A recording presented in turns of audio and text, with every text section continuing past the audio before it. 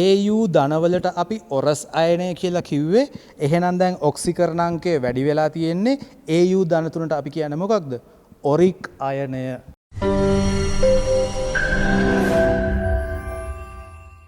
සංයුතාව 1 H+ hydrogen අයනය Li lithium plus lithium අයනය Na+ sodium අයනය K+ පොටෑසියම් අයනය Rb+ රුබීඩියම් අයනය CS සීසියම් අයනය Cu+ Q+ අයනය Ag+ ආජන්ටස් අයනය සිල්ලෝ අයනය කියලා එහෙම ලියන්න එපා.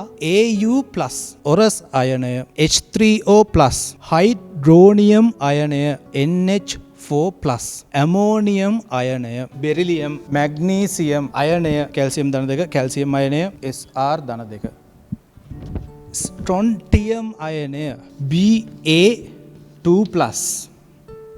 බේරියම් අයනය සිංක් අයනය Mn2+, මැංගනීස් අයනය Ag2+, ආජන්ටික් අයනය Cu2+, කියුප්‍රික් අයනය Fe2+, ෆෙරස් අයනය අල්සයන්න ෆෙරස් අයනය Cd2+, කැඩ්මියම් අයනය Sn2+, ටැනස් අයනය Pb2+, ප්ලම්බස් අයනය CO2+, කෝබෝල්ටස් අයනය Hg2+, මර්කියුරස් අයනය ඊළඟ එක Hg2+, මර්කියුරික් අයනය Ni2+, නිකල් අයනය. එතකොට පුතේ ධන අයන ටික ඔච්චරයි තියෙන්නේ. රයිට්. සංයුතාවේ 3 වෙන අයන. අයන විදිහට ලියන්න එපා. B කියලා ලියන්න බෝරොන්. ඇලුමිනියම් ධන 3. ඇලුමිනියම් අයනය. ෆෙරික් අයනය. Au ධනවලට අපි ඔරස් අයනය කියලා කිව්වේ. එහෙනම් දැන් ඔක්සිකරණාංකය වැඩි වෙලා තියෙන්නේ. Au ධන 3ට අපි කියන්නේ මොකක්ද? ඔරික් අයනය. Cr ධන 3. ක්‍රෝමියම් අයනය. Bi ධන 3. බිස්මත් අයනය. පුතේ ඊළඟට අපි යමු සංයුතාවේ 4 වෙන එකට යමු.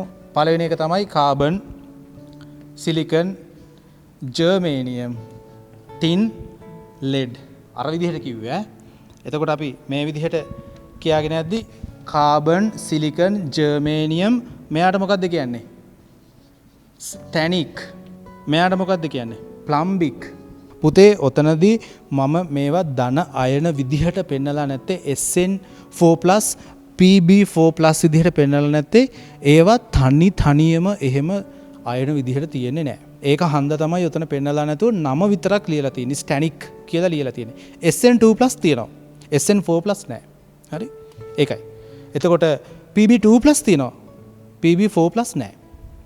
හරි? සංයුතාවේ 4 වෙන්න තියෙනවා. ඒ වුණාට මම කියන්නේ තනි අයනයක් විදිහට පවතින්නේ නැහැ. ඒක තමයි ඔහොම ලියලා තියෙන්නේ. නැත්තම් ගැටලුවක් එන්න පුළුවන් නේ. ඇයි අපි මේකට ටින් මේකට ලෙඩ් කිව්වේ නැත්තේ කියලා? හරි?